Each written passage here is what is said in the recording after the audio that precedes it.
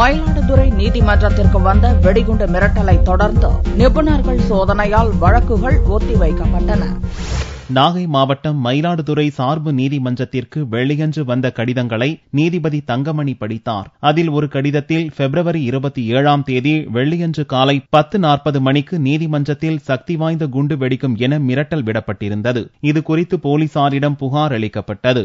நீதிமன்றத்திற்கு விரைந்து வந்த போலீசார் மற்றும் வெடிகுண்டு நிபுணர்கள் அனைவரையும் அவசரமாக வெளியேற்றிவிட்டு நீதிமன்றம் முழுவதும் சோதனை நடத்தினர். கடந்த ஆண்டு முதல் இதுவரை மயிலாடுதுறை நீதிமன்றத்திற்கு 3 முறை மிரட்டல் கடிதம் வந்துள்ள நிலையில் இதுவரை போலீசார் நீதிமன்றம் சார்பில் எவ்வித நடவடிக்கையும் எடுக்கவில்லை என்று வக்கீல் சங்கத்தினர் அதிருப்தி தெரிவித்தனர். இன்றைக்கு வெடிகுண்டு வெடிக்கும் என்று ஒரு அனாமதேய கடிதம் ஒன்று வந்துள்ளது.